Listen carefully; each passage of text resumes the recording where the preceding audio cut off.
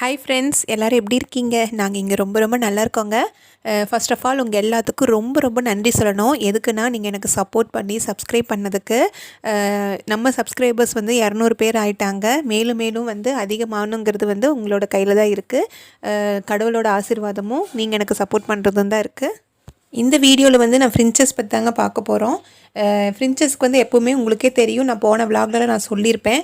2 நாளுக்கு ஒருக்க அந்த பேப்பர் வந்து மாற்றிடுவேன். அதுக்கப்புறம் வந்து தண்ணி வந்து ஒரு நாளைக்கு 2 டைம் மாற்றுவேன் அப்படின்னு நான் சொல்லியிருக்கேன் இல்லையா உங்ககிட்ட. எப்போவுமே தண்ணி மாற்றின உடனே வந்து அழகாக வந்து குளிக்குங்க. அது எப்படின்னா, ஃபஸ்ட்டு அதனுடைய மூக்கில் வந்து அந்த தண்ணியை தொட்டு தொட்டு பார்க்கும். அதாவது எவ்வளோ ஆழம் இருக்குது அப்படின்ட்டு செக் பண்ணுங்க.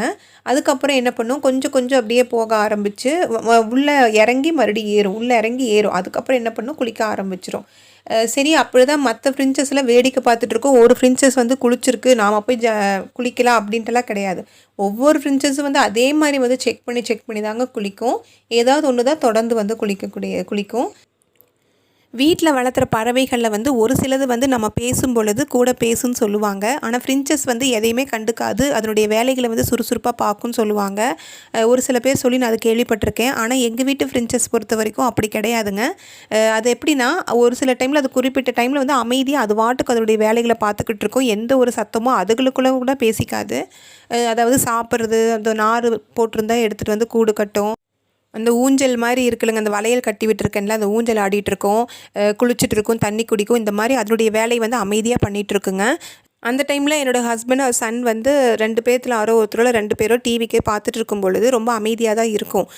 நான் எதுக்கு ஹாலுக்கு வந்து நான் பேசுகிறேன் அப்படின்னா, என்னோடய குரல் கேட்ட உடனே அது என்ன பண்ணுன்னா, அந்த கம்பியோட ஓரத்துக்கு வந்து உட்காந்துட்டு என்னோடய முகத்தை பார்த்துட்டு அதனுடைய பாஷையில் அது பேச ஆரம்பிக்குங்க. ஆக்சுவலாக நான் அவங்கக்கிட்ட சொல்கிற விஷயம் நான் ரொம்ப சவுண்டு கம்மியாக தான் இருக்கும், அது சத்தம் தான் ஜாஸ்தியாக இருக்கும், அந்த மாதிரி இருக்கும்.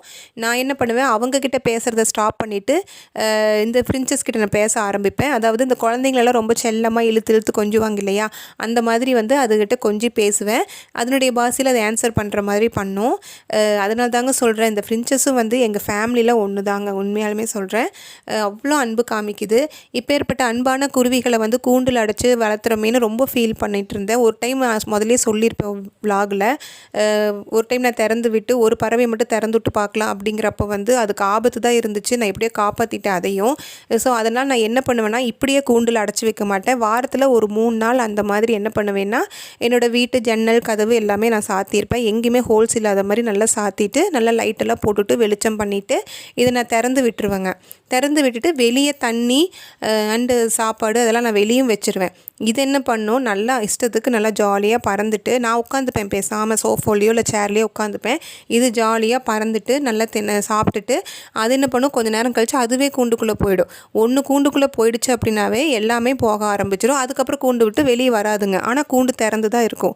நான் இதெல்லாம் வந்து ஒரு நாள் நான் உங்களுக்கு வீடியோ எடுத்து காமிக்கிறேன். அது பேசுகிறது, அதுக்கப்புறம் அது சாப்பிட்றது, அதுக்கப்புறம் இந்த மாதிரி கூண்டில் வெளியே வந்து ஜாலியாக பறக்கிறது, இதெல்லாமே நான் உங்களுக்கு நான் காமிக்கிறேன்.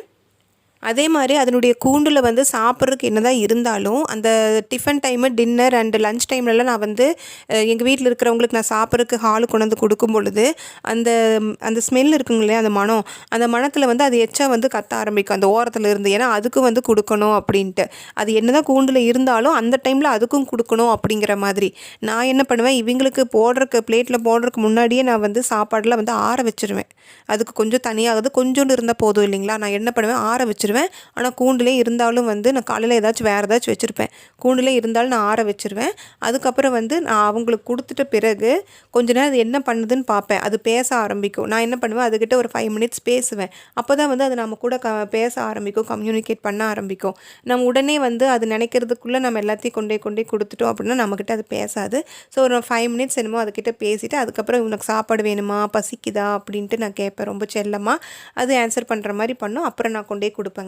ஏதாவது ஒரு சில டைமில் வந்து நைட்டு தூங்குறதுக்கு லேட் ஆகிடுச்சுன்னா, அந்த லைட்டை ஆஃப் பண்ண வைக்கிறதுக்கு அத்தனை கத்துங்க எல்லாம் சேர்ந்து. ஒரு குறிப்பிட்ட டைம் வரைக்கும் பொறுமையாக பார்க்கும், அதுக்கப்புறம் கத்த ஆரம்பிச்சிடும்.